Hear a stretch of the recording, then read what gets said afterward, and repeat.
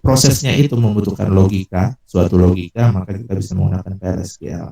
Tidak perlu ditarik datanya, diolah di aplikasi, kemudian kita olah. Itu tidak perlu sampai seperti itu ya. Kita bisa langsung kerjakan di dalam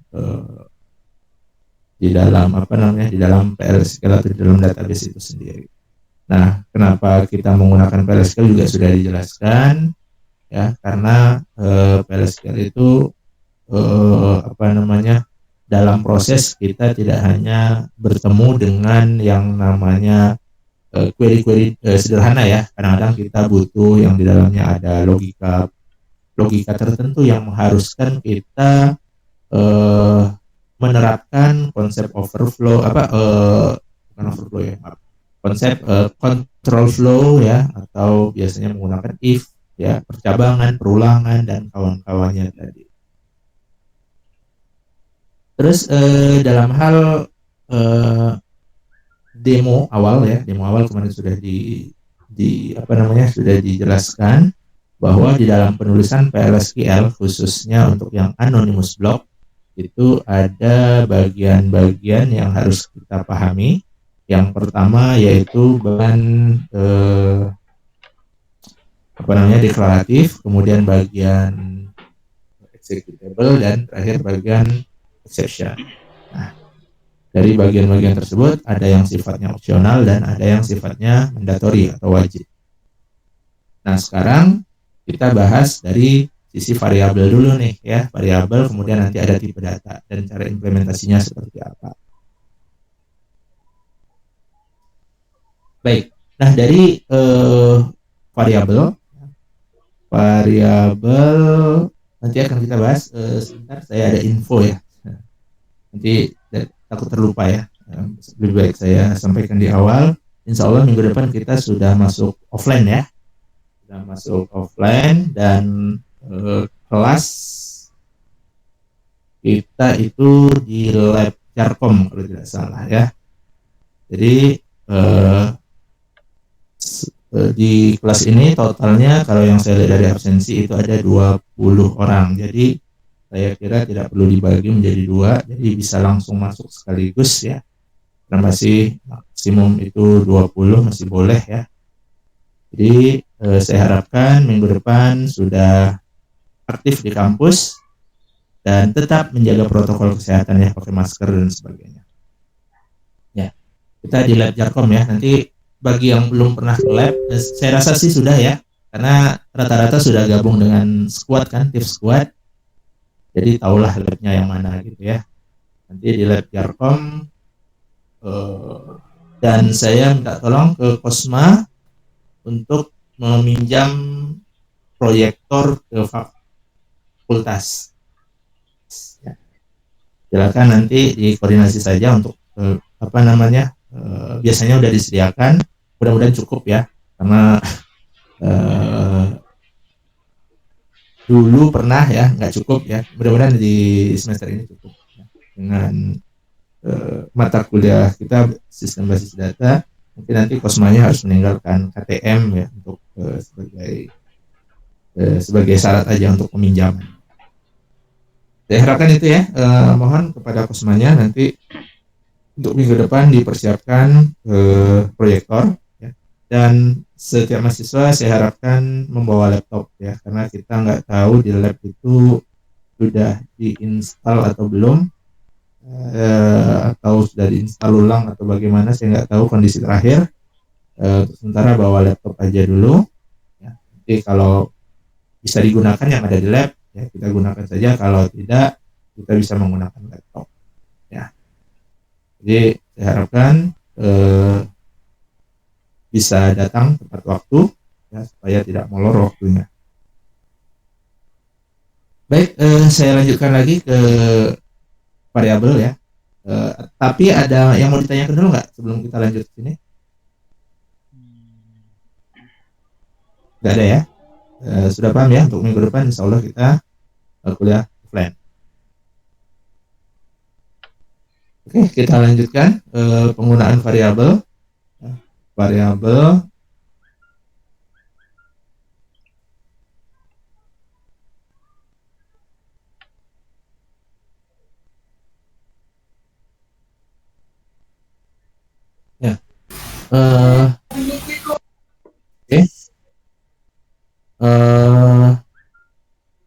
Oke, variabel tadi sudah dijelaskan bahwa variabel itu ya digunakan untuk membantu proses di dalam sebuah aplikasi ya. Membantu proses di sini digunakan untuk menampung sementara data yang mau disimpan ke dalam variabel, karena nanti sifat dari variabel itu tidak permanen tapi sementara saja. Oke. Nah, di dalam ilmu matematika biasanya kita mengenal variabel, contohnya di dalam persamaan ya. Dalam persamaan itu ada X tambah Y sama dengan 45. Nah, yang namanya variabel itu adalah yang X sama Y ini. Nah, atau bisa dibilang dengan peubah ya. Kalau dulu bahasanya, kalau saya sekolah itu peubah, ya variabel atau ya peubah sih yang sering disebut. Nah, nantinya variabel-variabel ini itu akan disubstitusi dengan nilai-nilai yang bisa dihitung gitu ya, entah angka, entah berupa teks atau apa ya, sesuai dengan kegunaannya untuk apa. Nah, kalau di matematika berarti angka. Nah, seperti itu. Nah, berarti kan intinya variabel ini digunakan untuk menampung sementara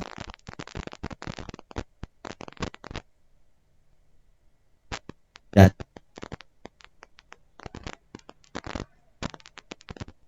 di dalam variabel. Oke, ini di ilmu matematika. Nah, kalau di pemrograman ya kurang lebih sama juga ya, gunanya untuk menampung hasil, bisa jadi hasil proses, bisa jadi menampung inputan yang macam-macam, intinya itu. Nah, kemudian kapan kita harus mendefinisikan variabel? Kapannya itu ya tergantung dari kebutuhan ya. Nah, kalau kita dalam prosesnya membutuhkan variabel untuk membantu prosesnya, berarti kita definisikan variabelnya. Tapi kalau tidak perlu ya nggak usah didefinisikan. Nah, kenapa kita harus mendefinisikan variabel? Nanti urusannya dengan alokasi memori ya.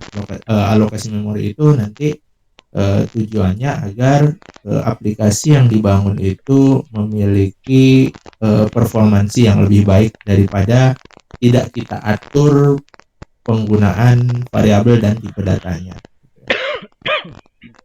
Nah, kemudian variabel itu bisa berupa number ya atau angka, bisa berupa karakter, bisa juga berupa boolean ya atau yang lainnya ya, tergantung nantinya nilai dari variabel, tergantung kita deklarasikan sebagai apa, apakah dia sebagai tipe data angka atau tipe data karakter atau tipe data boolean atau tipe data apa. Nah, untuk memberikan nilai ke dalam variabel itu bisa diberikan atau menggunakan operator titik dua sama dengan ya, memberikan nilai atau proses assignment itu bisa menggunakan operator titik dua sama dengan. Nah, ini contoh penggunaan variabel ya, penggunaan variabel di dalam passing variabel ya, atau ketika kita select, hasil selectnya mau kita simpan sementara di variabel, nah itu bisa kita gunakan istilahnya ini passing variabel ya. Nah, sebelum itu kita harus tahu dulu variabel itu digunakan untuk apa. Itu tadi sudah dijelaskan ya, digunakan sebagai tempat penyimpanan sementara dan bisa digunakan untuk memanipulasi data yang tersimpan di dalam variabel tersebut. Nah, kemudian reusability maksudnya adalah bisa digunakan ulang. Variabel yang sudah kita buat itu bisa kita gunakan ulang untuk proses-proses tertentu. Nah, baru kita ke sini nih, ke contoh ya. Biasanya tadi kan di penjelasan untuk memberikan nilai atau mengassign sebuah nilai, kita bisa menggunakan titik dua sama dengan. Nah, di dalam PLSQL ya, khususnya untuk mengambil nilai dari database, khususnya dari tabel, kemudian mau kita olah, berarti kita kan butuh butuh teknis tertentu ya, untuk mengambil data yang sudah di select tadi, kemudian disimpan ke dalam variabel yang kita inginkan. Nah, di PLSQL itu ada namanya passing variable. Maksudnya adalah perintah select, ya select. Oke, perintah selectnya apa, kemudian disimpan ke variabel yang mana ya. Ini ada dua yang di select, berarti ada dua tempat penyimpanan sementaranya atau dua variabel.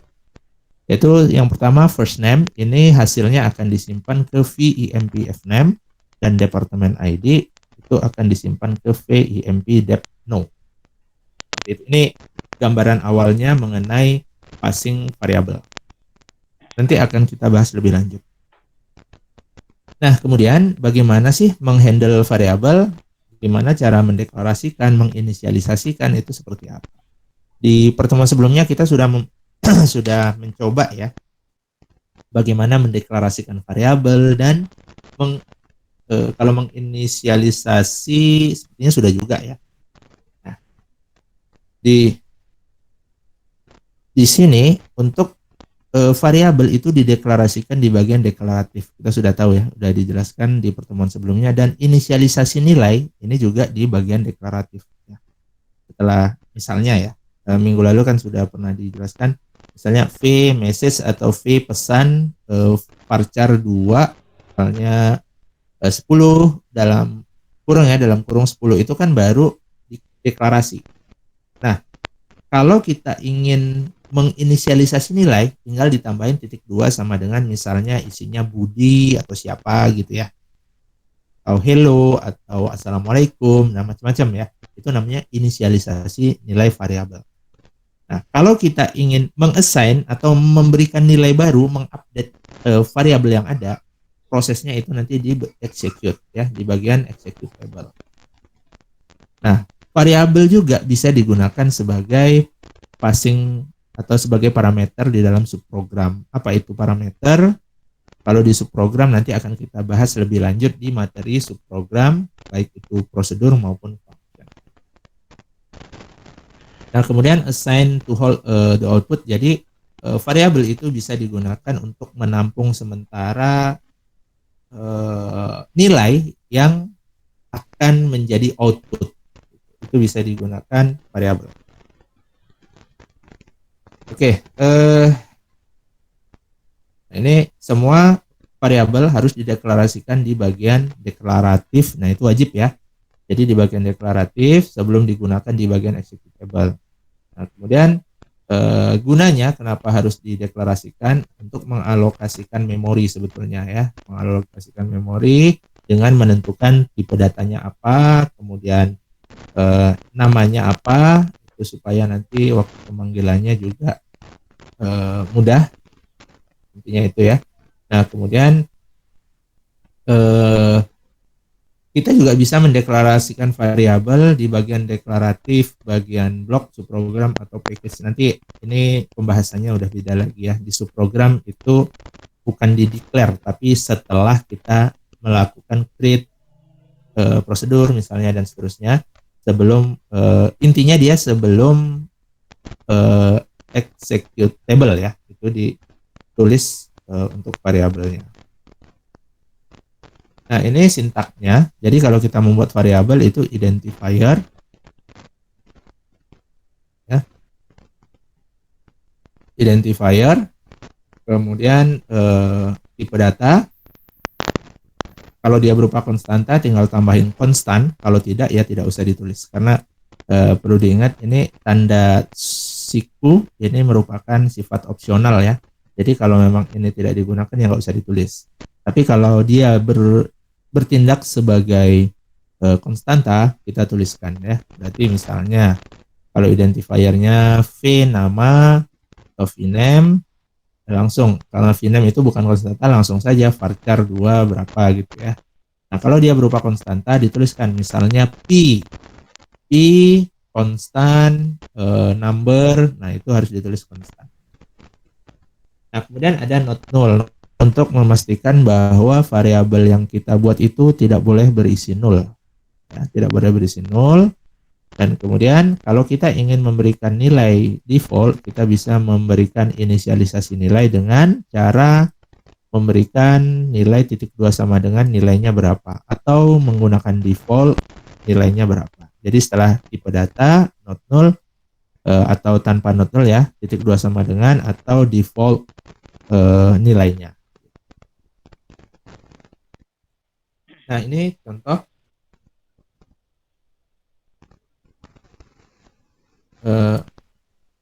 di counter integer ya, titik 2 sama dengan, nah ini contoh variabel kemudian inisialisasi ya, inisialisasi. Nah, ini berarti ada deklarasi variabel sekaligus inisialisasi nilai awal ya. Jadi ketika nilai v counter tidak diberikan nilai, maka yang dikeluarkan adalah nilai awalnya. Tapi kalau terjadi proses updating nilai, ya berarti nilai yang baru yang diambil gitu ya. Contoh di sini v counter berarti akan berisi nilai v counter di 1, berarti nilai yang baru. Nah, ini proses assignment-nya. Jadi proses assignment-nya itu harus diletakkan di bagian executable, jangan di bagian declare. Nah, ini contoh-contoh pembuatan deklarasi variabel dan sekaligus inisialisasi nilainya. Ada beberapa, farm birthday, birth date ya, tipe datanya date, kemudian size, ini number not null. Ini contoh-contoh penulisan ya, nanti tinggal diikuti saja sesuai dengan sintak yang diperbolehkan tadi. Ini contoh-contohnya.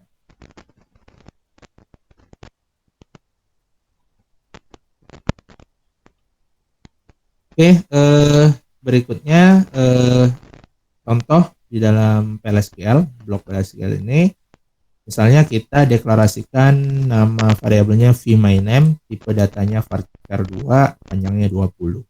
Nah, kemudian tanpa ada updating nilai, kemudian kita keluarkan nilainya, apa yang terjadi? Maka tidak akan keluar nilai, yang keluar hanya myname is titik 2, ya udah kosong aja, ini dianggap nol, nggak ada nilai. Nah, kemudian vMyName titik 2 sama dengan John. Berarti vMyName yang lama yang belum ada nilai atau nol diisi nilai baru dengan nama John.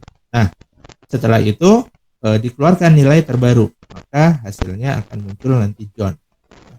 Kalau dilihat hasilnya kurang lebih jadinya seperti ini ya. MyName is yang pertama tadi kosong, kemudian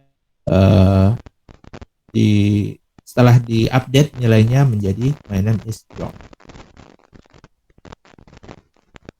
Nah, kemudian kalau kita tuliskan seperti ini, langsung diinisialisasi nilainya setelah kita mendeklarasikan vMyName varchar2 20, kita inisialisasi nilai awalnya adalah John. Nah, ketika kita update nilai terbaru, maka yang dikeluarkan adalah nilai yang terbaru. Jadi bukan si John lagi ya. Itu yang perlu diingat, bahwa nilai inisialisasi selama tidak ada perubahan yang ditampilkan adalah nilai inisialisasi. Tapi kalau ada perubahan, ada update nilai, berarti nilai yang terbaru yang dikeluarkan atau yang digunakan. Nah, kemudian kita bahas mengenai passing variable tadi yang saya singgung di awal di dalam contoh select ya. Nah, di dalam proses memberikan nilai ke dalam variabel, kita bisa menggunakan teknik passing variable ya, kalau kita menggunakan perintah select. Apa yang disebut dengan passing variable? Passing variable itu maksudnya seperti ini ya. Kita menggunakan perintah select, kemudian ada suatu, bisa jadi kolom, bisa jadi apalah gitu ya, yang kita select. Nah, biasanya kalau yang kita select kan select, kolom, from, tabel gitu ya. Nah, kalau di sini select kolomnya, from tabelnya dual. Nah, kalau kita ingin menyimpan hasil selectnya ke dalam sebuah variabel, kita bisa menambahkan klausa into setelah kolom yang kita select. Ya. Jadi select ini istilahnya kolom ya, walaupun kalau di sini kan dari from dual, jadi bukan kolom istilahnya. Tapi secara umum ini kolom. Kalau kita memandangnya ini adalah tabel real. Ya, nanti akan kita contohkan pada tabel real. Jadi seperti ini. Nah, karena ini hanya satu, maka di sini juga satu. Maksudnya satu data yang atau satu kolom yang dipilih, gitu ya. Nah, maka kita butuh tempat penyimpanan sementaranya juga satu. Kalau di sini ada dua, di sebelah kanan itu juga harus ada dua variabel. Nah, ini cara untuk passing variabel. Nah, sekarang VDAT itu akan berisi sysdat, gitu. Karena ini istilahnya passing variabel. Nah, kalau dituliskan dalam function bisa dituliskan seperti ini.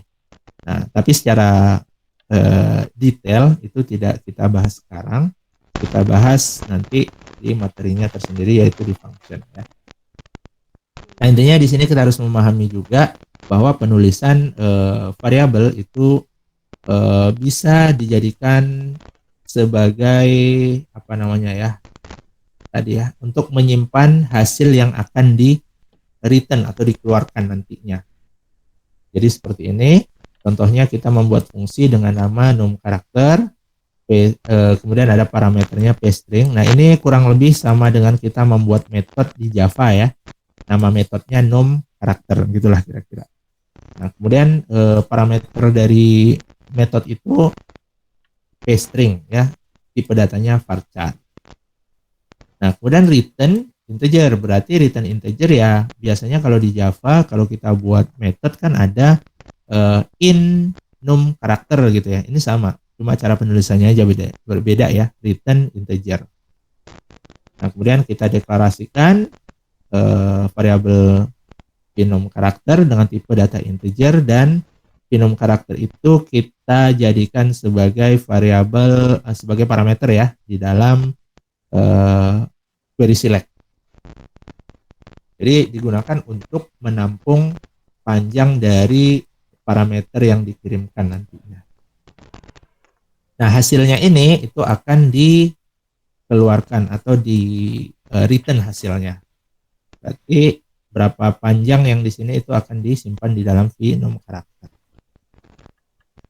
Nah, kemudian bagaimana cara memanggil ini fungsi yang sudah kita buat? Nah, untuk memanggil ya kurang lebih seperti ini ya.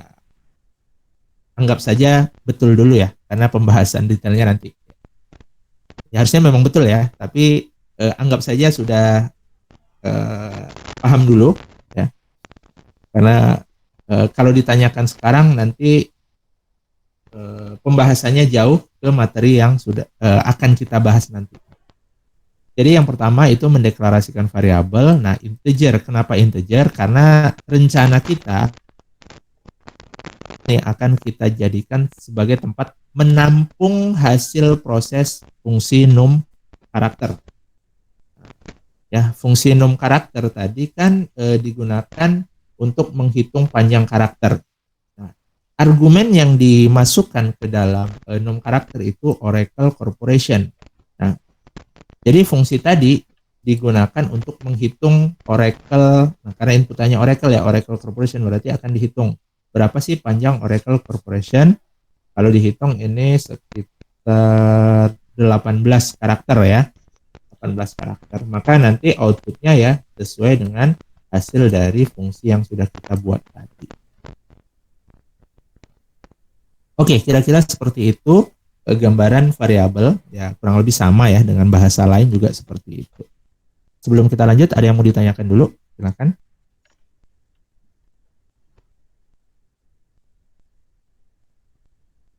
Oke, ada? Maaf Pak. Nggak ada, saya lanjutkan. Ya, silakan. Agak susah sih ngertinya Pak, soalnya nggak ada apanya gitu, contoh kasusnya gitu Pak. Oke, contoh kasus.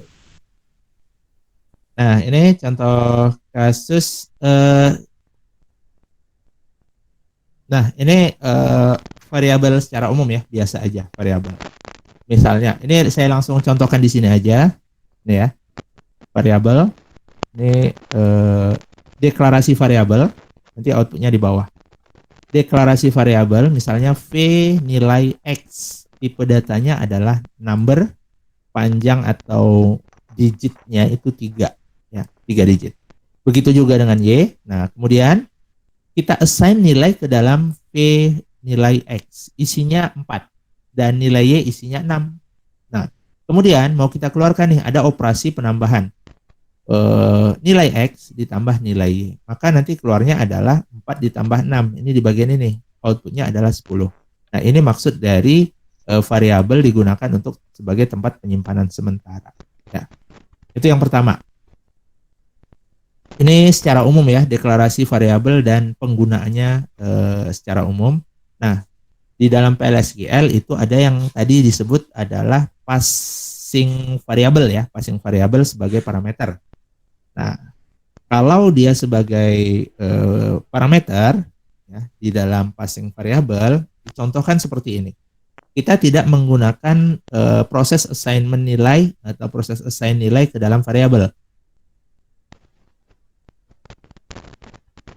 Nama kolom yang akan diselect ya, kemudian ditambahkan klausa into dan nama variabel yang akan menjadi tempat penampungan hasil selectnya, kemudian from, nama tabel, where employee. Nah, ini digunakan karena kita harus memastikan bahwa query ini menghasilkan satu data saja, tidak lebih ya. Kenapa? Karena VNAME ini adalah tipe data scalar. Tipe data scalar itu tipe data yang tidak boleh isinya melebihi dari satu nilai ya, atau single value isinya ya. Varchar 2 ya cuma isinya ya teks sepanjang 50, nggak ada dua data yang bisa ditampung di VNAME, hanya satu. Kenapa kita memberikan where ini? Untuk memastikan dia hanya satu nilai. Karena kalau menghasilkan dua nilai nanti error, atau 3 nilai error gitu ya. Nah, bagaimana menangani error? Itulah nanti yang akan kita bahas di lain kesempatan mengenai exception. Nah, sekarang kita belum sampai ke sana, jadi kita batasi saja where hanya yang employee ID-nya 201 yang dipilih. Oke. Nah, di sini VNAME tadi ya panjangnya 50 berupa varchar. Jadi select berarti first name. Sebetulnya kalau kita menuliskan secara umum tanpa kita melakukan passing variable, itu kan nulisnya gini, select first name from, ininya enggak ya, into ini kan enggak, from employees where employee ID sama dengan 201. Nah, kalau menggunakan passing variable, kita bisa menyisipkan klausa into ke dalamnya. Kalau di sini hanya satu kolom yang dipilih, maka tempat penampungannya juga harus satu, nggak boleh lebih, nggak boleh kurang. Nah, kemudian kita ingin mengoutputkan hasil tempat penyimpanan tadi, ya tinggal namanya siapa gitu. Nah, setelah dieksekusi hasilnya ini. Oke. Sampai di sini kira-kira bisa dipahami atau belum? Sementara. Contohnya. Sudah Pak, lumayan Pak. Oke ya. Jadi itu bedanya kita menggunakan variabel yang diisikan nilai secara langsung ya, dengan variabel yang diisi menggunakan passing variabel ya, seperti ini. Ya. Nah, intinya gini, kalau kita ingin mengambil data dari tabel dan tabel itu dan hasil dari query tadi mau kita olah, berarti kan kita harus melakukan passing variabel. Jadi otomatis kita menggunakan passing variabel gitu. Tidak menggunakan yang seperti ini. Kalau ini biasa digunakan untuk yang nilai-nilai non data ya, bukan dari tabel. Ada yang lain lagi mau ditanyakan?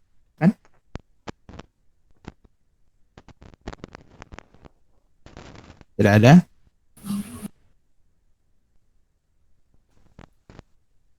Oke, tidak ada. Berarti saya lanjut ke pengenalan mengenai lexical unit. Ya, lexical unit ini sebetulnya tidak perlu dibingungkan. Lexical unit itu adalah komponen yang membangun blok PLSQL yang kita buat. Ya, jadi istilah-istilah apa saja sih yang ada di dalam PLSQL gitu ya. Oke, untuk lexical unit itu adalah blok yang membangun codingan yang kita buat lah. Kira-kira gitu gambarannya. Ya bisa jadi di dalamnya ada karakter, ya karakter-karakter yang kita ketikkan lah, intinya itu lexical unit semuanya.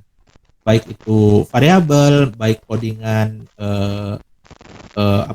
coding bawaan dari Oracle atau angka atau simbol titik dua sama dengan besar dari kecil dari itu termasuk dalam lexical unit. Nah, kalau dibagi kira-kira akan menjadi beberapa ada di dalam codingan itu ada yang disebut dengan identifier, kemudian ada yang disebut dengan reserved word, ya, kemudian ada delimiter, literal, dan komentar, ya. Nah, kalau yang disebut dengan identifier ya kita tahu sendiri, identifier itu ya kurang lebih nama-nama baik itu prosedur, fungsi, variabel yang kita buat sendiri, itu namanya identifier. Nah, identifier itu nggak boleh ada yang sama. Berarti kayak variabel buat tadi v, name itu namanya identifier, atau kita mau nanti buat prosedur A, prosedur B. Nah, itu adalah nama prosedur.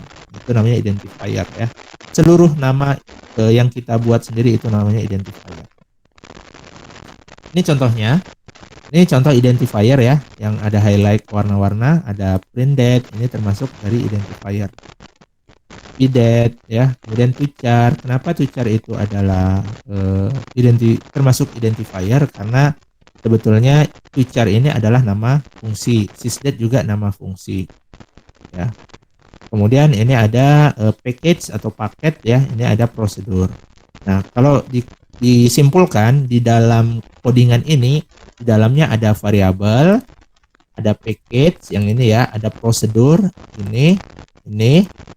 Kemudian ada function yang ini dan ini. Gitu. Ini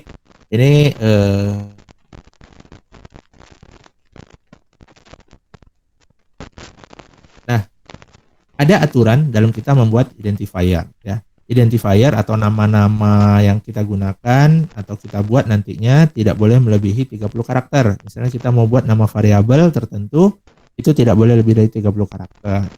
Dan harus dimulai dengan huruf, ya, tidak boleh dengan angka ataupun simbol-simbol lain, ya. Tapi ada beberapa simbol yang diperbolehkan. Contoh tanda dolar, tanda underscore, dan tanda pagar. Ini diperbolehkan, ya. Selain dari simbol ini tidak dibolehkan sebagai nama identifier. Dan tidak boleh berisi spasi, ya. Jadi nama identifier nggak boleh pakai spasi. Nah, satu lagi, identifier itu tidak case sensitif. Jadi boleh mau ditulis huruf besar, huruf kecil. Ya, misalnya ketika inisialisasi, ketika deklarasi tulisannya besar semua, ketika memanggil huruf kecil boleh, nggak ada masalah. Tapi sebaiknya seragam, ya, supaya kita tidak bingung nanti.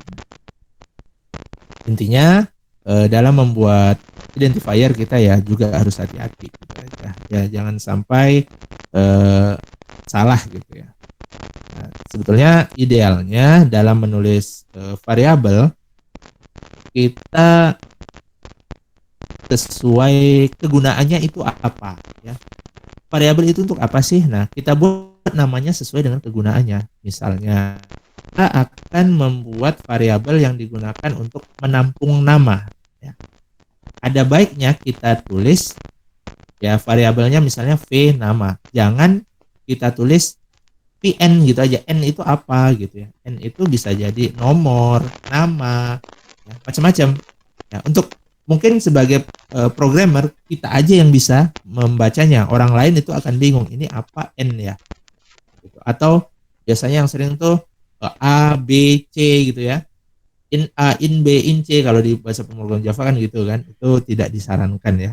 Jadi sesuaikan dengan fungsinya atau kegunaannya itu apa, tujuannya untuk apa sih. Jangan hanya A, X, ya, string A, string X. Nah, itu juga tidak diperkenankan. Kalau error sih enggak, ya, tapi ketika maintenance-nya itu yang cukup merepotkan. Oke, ini beberapa contoh penulisan identifier yang boleh dan tidak diperbolehkan. Nah, ini yang diperbolehkan, ya. Contoh ada first underscore name, last tanpa spasi, ya, last name, address underscore 1, ID, pagar, total underscore dollar. Ini masih diperbolehkan, ya, simbol-simbol yang dibolehkan. Atau primary underscore department underscore kontak. Ini masih boleh. Kenapa? Karena masih kurang dari 30 karakter. Nah, yang tidak diperbolehkan apa? Contohnya seperti ini. First spasi name ini nggak boleh. Last strip name nggak boleh ada stripnya. Satu ST ini nggak boleh ya. Kenapa? Karena diawali dengan angka, ini nggak boleh. Atau menggunakan simbol yang tidak diperbolehkan tadi ya, itu juga nggak boleh. Kemudian menuliskan variabel atau identifier itu lebih dari 30 karakter. Nah, ini beberapa contoh yang tidak diperbolehkan dalam penulisan identifier, khususnya variabel. Nah, tadi identifiers. Ya, jadi lexical unit dikelompokkan ada identifier tadi seluruhnya ya. Nah, reserve word itu apa? Reserve word ya seluruh kata kunci yang kita gunakan dalam memprogram. Nah, bisa jadi misalnya create, provide, select, update, where, semuanya. Semua query dan bahasa-bahasa yang kita gunakan dalam pemrograman itu termasuk dalam reserve word. Jadi itu termasuk dalam lexical unit ya. Nah, kalau dia sebagai reserve word itu tidak boleh digunakan sebagai nama variabel ya, atau nama fungsi, atau tidak boleh jadikan identifier lah khususnya gitu ya. Contoh ini, kalau kita tuliskan seperti ini maka akan error. Kenapa? Karena date ini adalah nama apa namanya tipe data ya. Tipe data ini tidak boleh dijadikan sebagai nama variabel. Caranya gimana supaya boleh? Ya tambahin V-nya, V aja di depannya, atau istilahnya prefix V di depannya ya. Seperti itu. Nah, kalau kita tetap melakukan seperti ini, itu akan error. Ya, katanya missing expression ya. Katanya SQL statement ignore di bagian that ya di sini karena dianggap sebagai tipe data. Ya, ini dianggap belum mendeklarasikan variabel ya, karena ada error. Nah, kemudian tadi yang kedua adalah reserve word, yang ketiga delimiter. Delimiter tuh ada dibagi sama dengan dan seterusnya ya. Ini simbol-simbol yang kita gunakan dalam proses pemrograman ya. Banyak ya.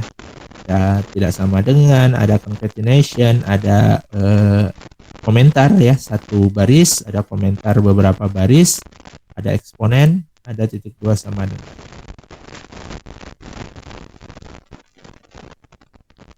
Nah, kemudian untuk literal. Literal itu berupa karakter, numerik, dan boolean ya.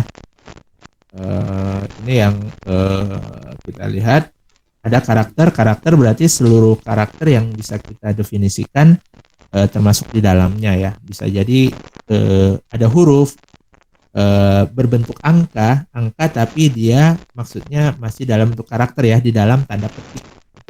Itu termasuk karakter, spasi dan simbol ya semuanya. Nah, kemudian biasanya kalau kita bicara karakter literal berarti hubungannya dengan tipe data turunan varchar 2 dan turun-turunannya ya. Bisa jadi char, bisa jadi long dan sebagainya. Nah, oke. Nah, kemudian biasanya kalau kita bicara karakter literal biasanya diawali dengan tanda petik 1 dan diakhiri dengan petik 1 ya. Juga tanpa isi pun boleh ya, maksudnya tanpa isi hanya tanda petik langsung tanda petik gitu ya, berarti kosong aja, nggak ada nilainya, nggak ada isinya. Nah, kemudian yang perlu kita pahami juga kalau karakter literal itu sifatnya case sensitif. Jadi isi dari data itu sifatnya case sensitif. Kalau coding itu tidak case sensitif ya. Jadi harus bisa membedakan mana yang case sensitif, mana yang tidak. Misalnya di data saya tulisnya PLSQL-nya besar. Ketika saya cari, misalnya saya buat aplikasi pencarian ya. Saya query-nya itu kecil semua. Ya. Maka nggak akan ketemu. Kenapa? Karena dianggap antara kecil itu berbeda. Ini karakter yang dicari. Nah, ya. Ini karakter yang ada di data dan ini karakter yang dicari. Nah, ini contoh karakter literal penerapannya ya. Berarti John 12 CS spasi 101 ini termasuk karakter literal. Nah, kalau yang V first name, V classroom, V course ID ini adalah contoh dari identifier. Varchar 2 ini termasuk dalam reserve word ya, declare bikin juga reserve word. Nah, kita masuk ke numerik literal. Berarti kalau numerik literal itu adalah angka-angka yang digunakan dalam proses pemrogramannya ya. Bisa jadi kita masukkan angka sekian sekian sekian, itu termasuk dalam numerik literal. Jadi dalam penulisan angka itu juga ada beberapa bentuknya. Ya, bisa jadi bilangan positif, bilangan negatif ya, bilangan berkoma, itu ya kurang lebih ya hampir mirip dengan bahasa lain juga ya. Nah, bilangan saintifik juga bisa ditulis di sini ya, misalnya 2 kali 10 pangkat 5.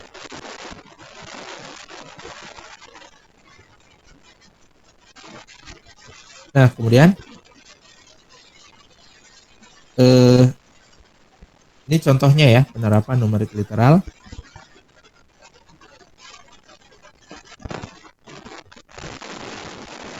Kemudian ini contoh numerik literal, ini yang berkoma, ini yang bilangan biasa.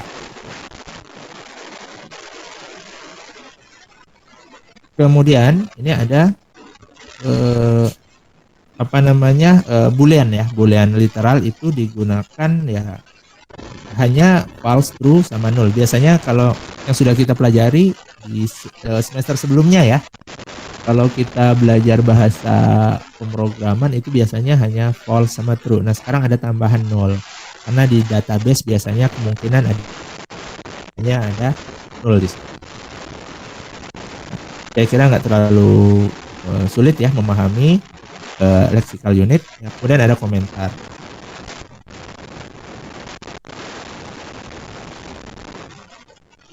Nah,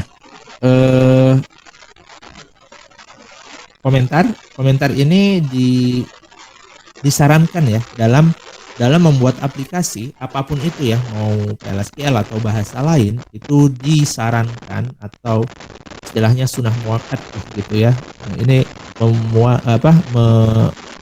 membuat komentar untuk setiap baris kalau memang dibutuhkan. Apa sih baris B untuk apa? Kenapa kita harus membuat komentar? Karena komentar ini perlu. Karena kita bekerja itu tidak sendiri ya. Biasanya tim. Kalau kita tuliskan sesuai dengan style yang kita miliki, bisa jadi tidak dipahami oleh programmer lain.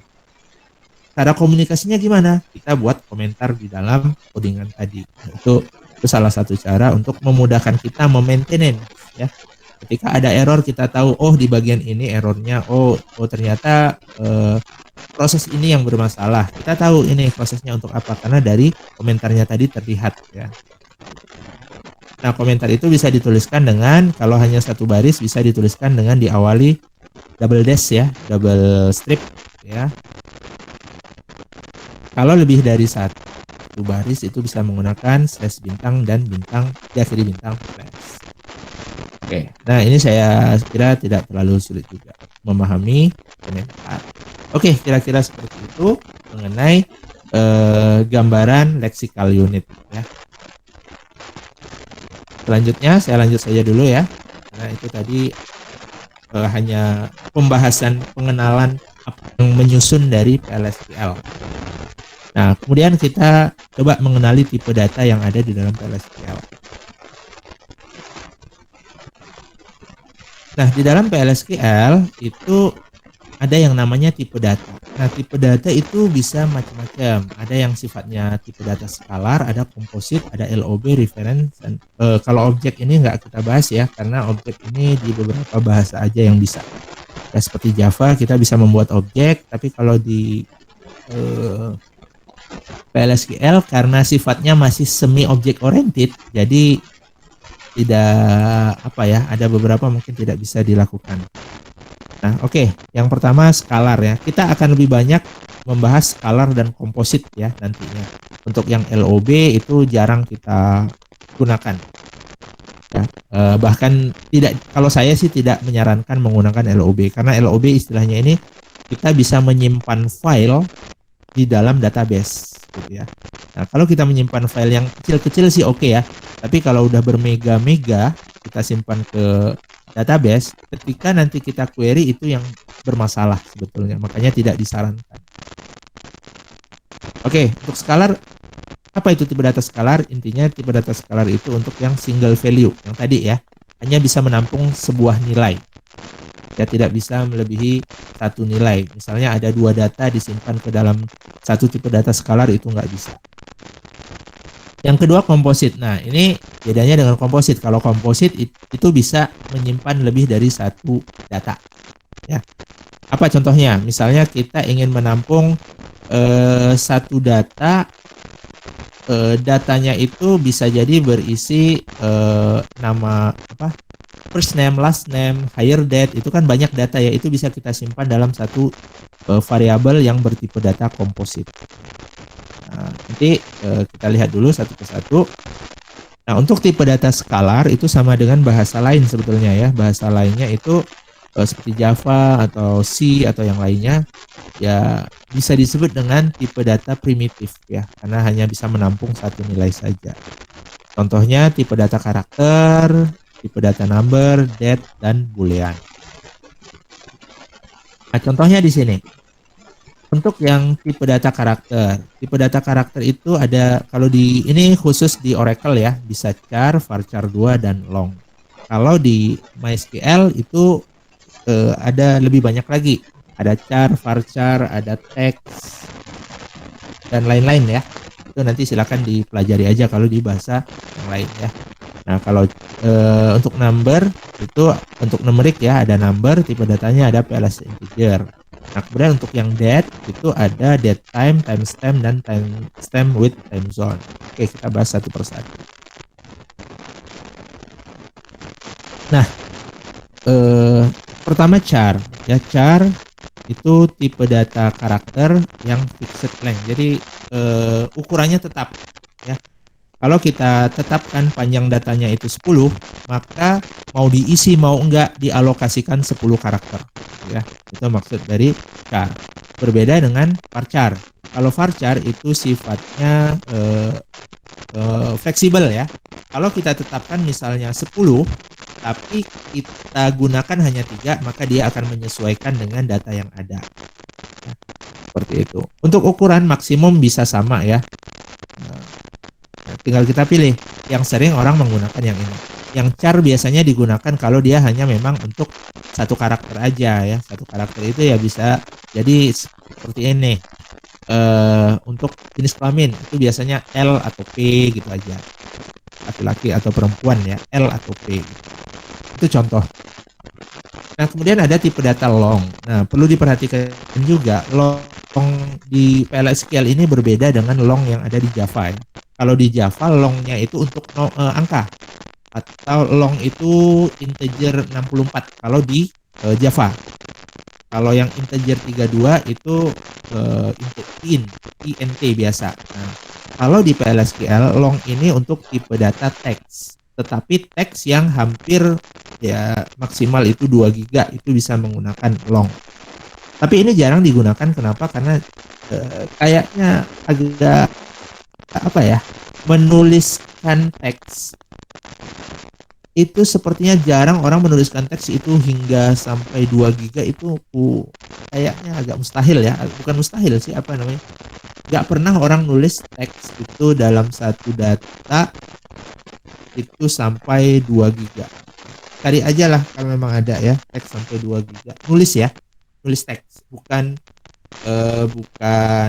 file seperti PDF atau apa, bukan, tapi teks di dalam file TXT atau intinya teks aja sih ya, tulisan sepanjang 2 GB itu belum saya pernah menemukan yang sampai sebesar ini. Ini contohnya dalam menuliskan variabel, saya kira sudah saya contohkan di demo sebelumnya ya.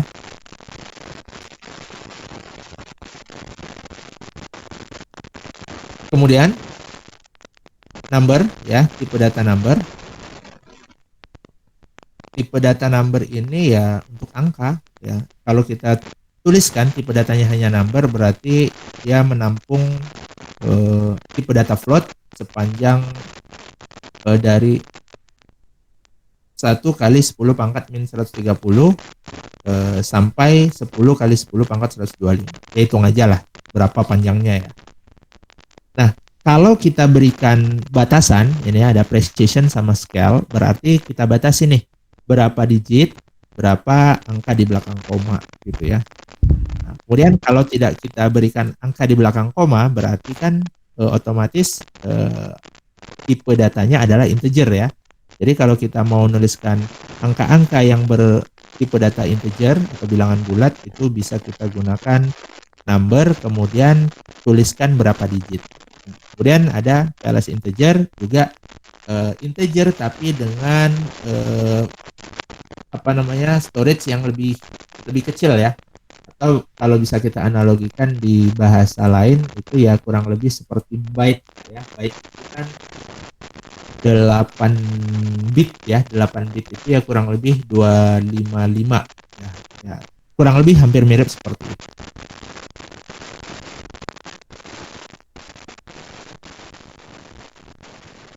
Nah, contoh ini.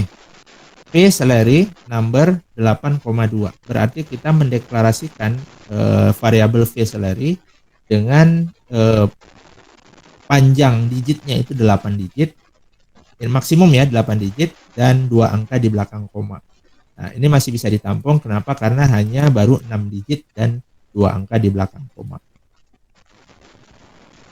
Nah, kemudian ada tipe data date. Tipe data date, ada timestamp, ada timestamp with time zone. Nah, untuk date sendiri itu jangkauannya dari 1 Januari 4712 sebelum Masehi sampai 31 Desember 1999 Masehi ya. Kemudian timestamp itu lebih detail daripada date ya, sampai menit, jam, menit, detik, mikrodetiknya itu dituliskan ya, itu timestamp. Nah, kalau yang with time zone ini lebih lengkap lagi sama time zone-nya. Time zone itu maksudnya kalau di Indonesia itu kan termasuk time zone Bangkok, Hanoi, Jakarta ya, plus 700. Nah, nanti akan dituliskan juga kalau kita menggunakan yang ini. Oke, untuk Boolean ya sama ya, hanya true false ya, cara deklarasinya dan inisialisasinya cukup seperti ini aja. Ya. Nah, kemudian tadi yang tipe data skalar, yang sekarang komposit.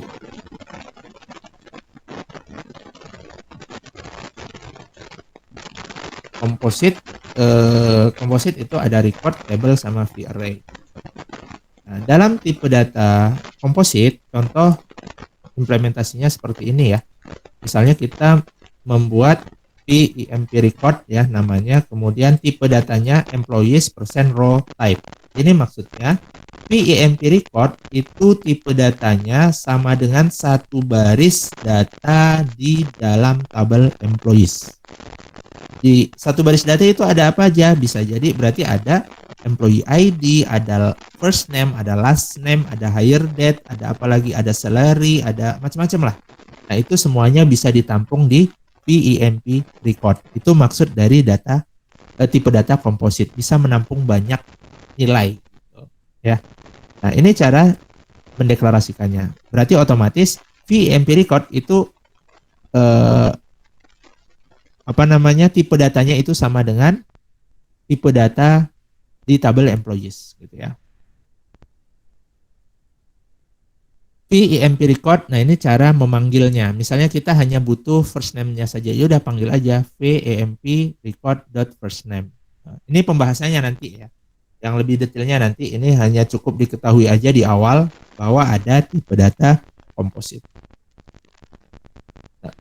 Nah, kemudian ada LOB. LOB ini digunakan untuk yang tadi data-data besar ya, seperti karakter large object, ada binary file, ini blob, ini B file, ada national language character large object ya, NCLOB.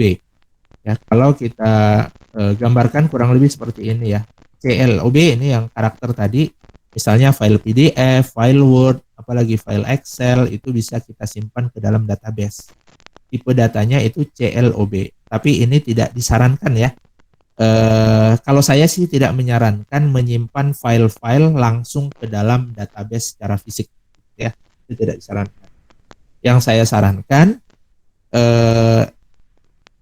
filenya itu, kemudian alamat harddisknya tadi itu yang disimpan ke dalam ke dalam database. Jadi lebih ringan karena tipe datanya cukup varchar saja. Ya. Kalau yang ini kan harus CLOB dan seterusnya. Nah, tapi kalaupun mau menyimpan bisa dengan cara seperti ini ya.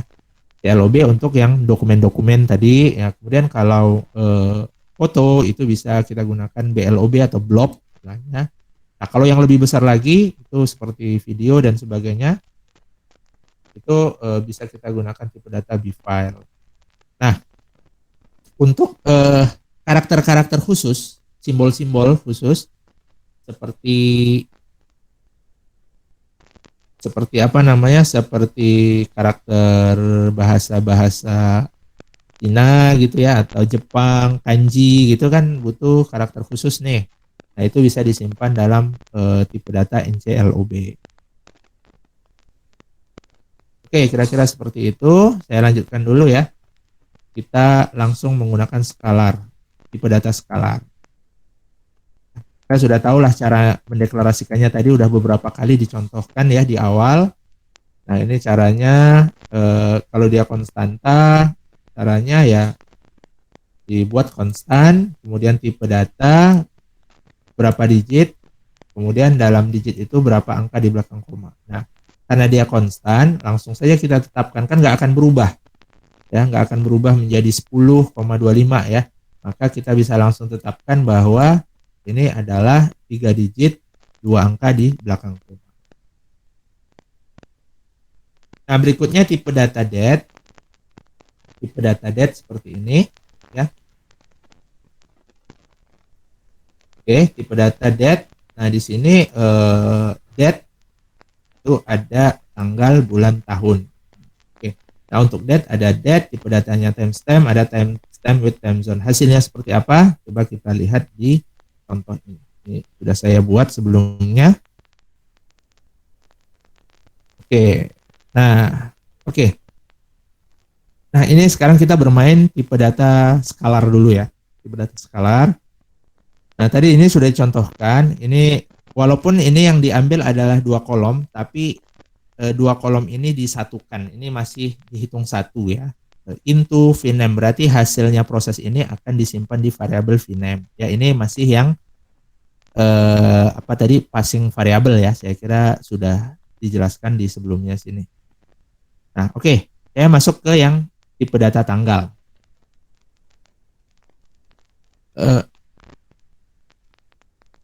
Contoh di sini ya, P det 1 det. Kemudian tipe data det ini diberikan inisialisasi nilai yaitu 5 April 2015 contohnya gitu. Maka outputnya ketika dikeluarkan yaitu 5 APR 15. Ini tergantung dari Oracle saya ya. Oke. Nah, kemudian kalau kita menuliskan seperti ini gimana? Bisa nggak? Ternyata tidak bisa ya. Karena format di Oracle defaultnya itu adalah 3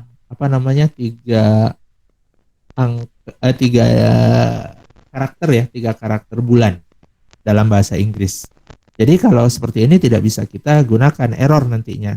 Nah, bagaimana supaya kalau ada inputan dari user seperti ini? Oke, kita lakukan proses konversi ke det ya. Caranya yaitu fungsi to det. Kemudian yang tadi nilai dari yang mau kita konversi ke dalam nilai det ya. Formatnya apa? Setelah setelah dikonversi itu menjadi 2 digit awal itu adalah tanggal gitu ya. Kemudian polanya nih ya. Strip, ya, ikutin polanya yang ada. Kemudian 2 digit berikutnya ini adalah bulan. Strip, 4 digit berikutnya adalah tahun. Kalau kita sudah tahu polanya, ya, kalau yang di fungsi ini sudah paham dia, polanya sudah jelas, maka dikeluarkanlah sesuai dengan nilai yang ada di sini. Ya, kalau kita mau menginputkan nilai-nilai det seperti ini ya. Oke. Nah, ini masih tipe data det. Nah, kalau tipe data timestamp gimana? Nah, untuk tipe data timestamp itu outputnya seperti ini. Contohnya ya, 7 Maret 2022 jam 9 menit ke 29 detik ke 49 mikro detiknya ini, kemudian AM atau PM gitu ya. Nah, ini untuk yang timestamp. Nah, kemudian kalau timestamp with time zone itu lebih lengkap, ada tambahan plus 7-nya. Itu bedanya. Nah, kapan kita menggunakan date, timestamp ataupun timestamp with time zone? Ya tergantung kita. Kalau kita hanya butuh tanggal bulan tahun ya sudah cukup, kita gunakan date saja. Kalau kita sampai ke jam menit detik, ya udah kita gunakan yang timestamp. Kalau sampai zona waktu juga digunakan, ya sudah pakai yang with time zone. Jadi seperti itu cara menggunakan tipe data ya. Oke, itu untuk yang tanggal.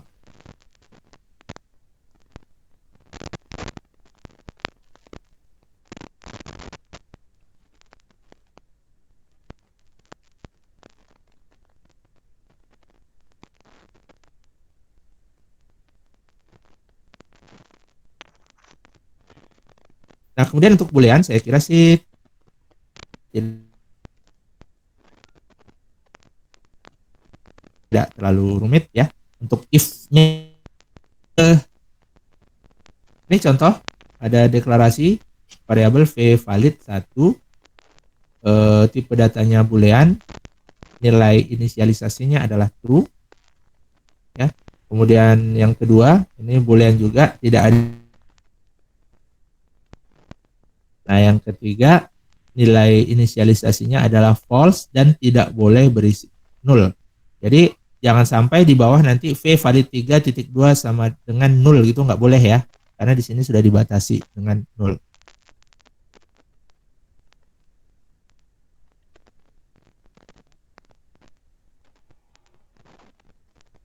Ada guideline dalam mendeklarasikan. Yang pertama, kalau membuat variabel itu gunakanlah bahasa yang bermakna ya. Tadi seperti di awal dijelaskan, bermakna itu misalnya kalau kita membuat variabel untuk menampung nama, ya kita sesuaikan ya variabel nama atau first name atau fname ya, atau last name atau lname ya.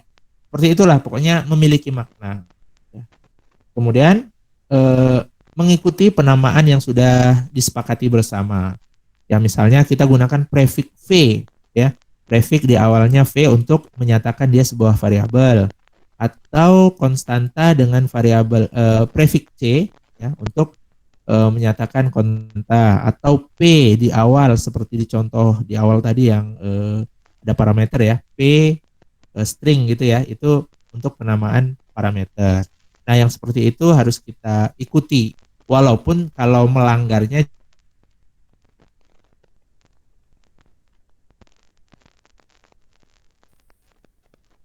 Oke, dalam apa namanya mendeklarasikan ya, juga harus perlu diperhatikan yang seperti ini ya. Dalam membuat nama variabel itu jangan sampai ambigu, atau tidak boleh membuat nama variabel itu sama dengan ambil nilainya.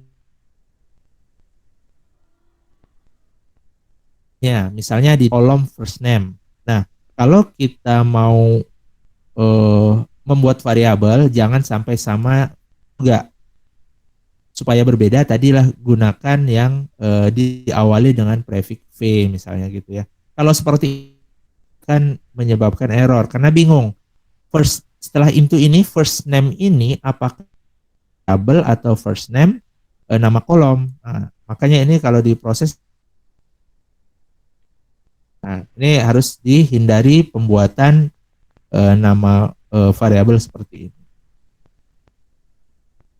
Nah, kemudian ada baiknya ketika kita membuat variabel dan mendeklarasikan tipe datanya, kita lihat dulu nilai yang akan ditampung itu apakah nilai yang berasal dari data yang ada di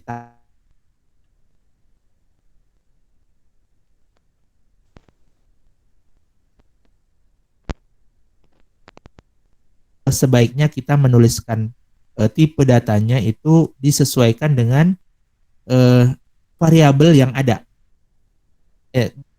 Dengan kolom variabel tipe data kolom di tabel yang ada ya.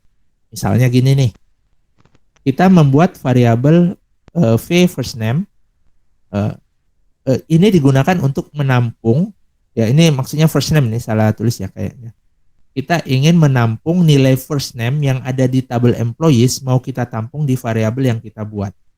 Nah, supaya ini bernilai tipe datanya sama di employees, maka kita bisa nulisnya seperti ini. Walaupun sebetulnya kita boleh nuliskan seperti ini, ya, tetapi ada baiknya kita tuliskan seperti ini supaya tipe datanya si V first name, tipe datanya last name atau ini first name ya, first name yang ada di tabel employees gitu ya. Nah, keunggulannya apa kalau kita nuliskan seperti ini? Keunggulannya itu ketika terjadi perubahan di tabel, ya maksudnya perubahan tipe data atau panjang datanya, otomatis kita tidak perlu merubah yang ada di PLSQL karena di PLSQL itu sudah otomatis mengikut. Tapi kalau kita tuliskan seperti ini, otomatis ketika terjadi perubahan itu kita mengubah panjang data dari first name itu menjadi 30 ya. Ternyata ada nih nama orang yang sampai 30 karakter gitu ya. Nah, kalau kita tuliskan seperti ini, dari data itu ada yang lebih dari 20, ketika diproses maka akan error. Kenapa? Karena P first name ini tidak cukup untuk menampung data yang tadi. Nah, kenapa kita disarankan pakai yang ini gitu. Itu maksudnya. Nah, ini contohnya ya.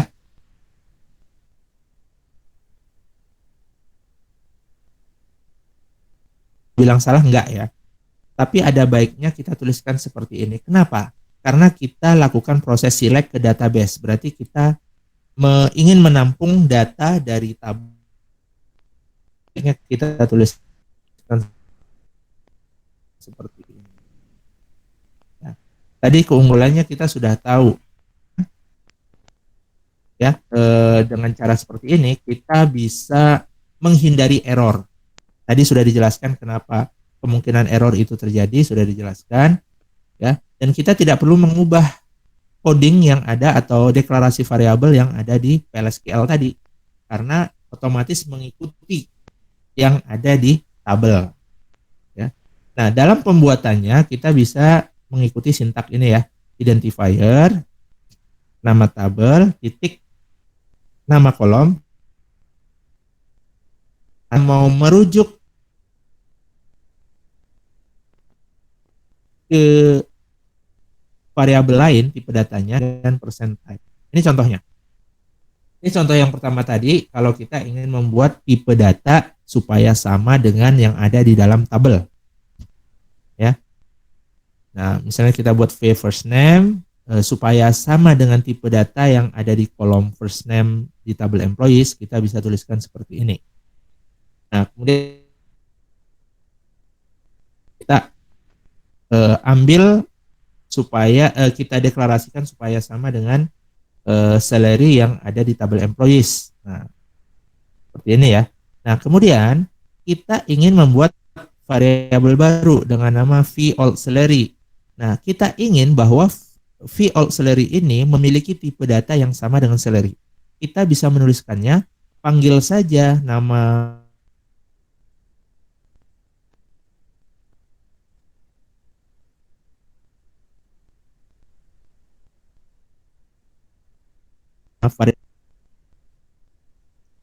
old salary kalau ada news. Nah, kalau kita ingin mendeklarasikan secara langsung juga bisa, misalnya number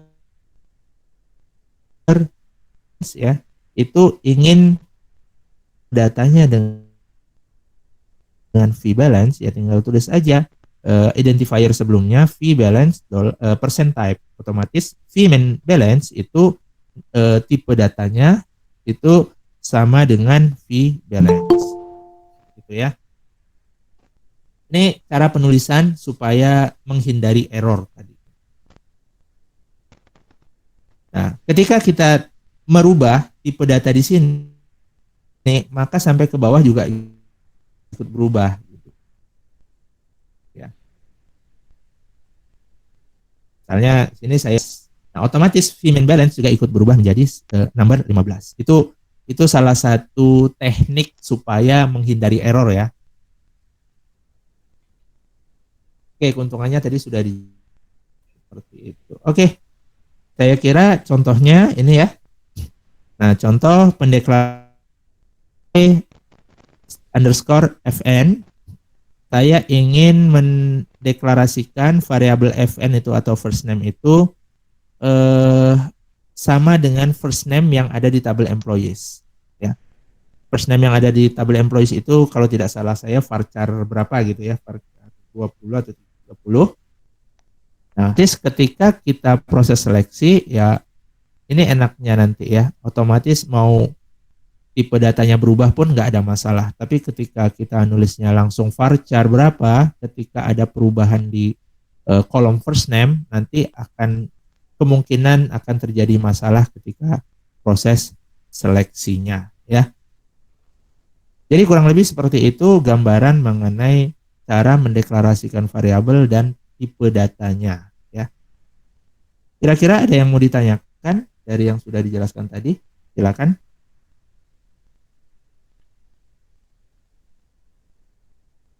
Ada yang mau ditanyakan?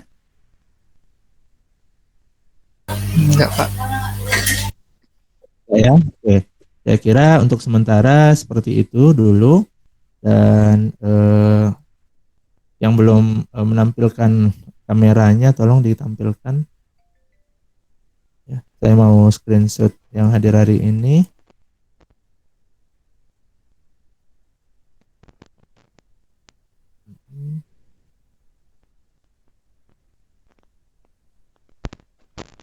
Oke, belum ya. Masih 21.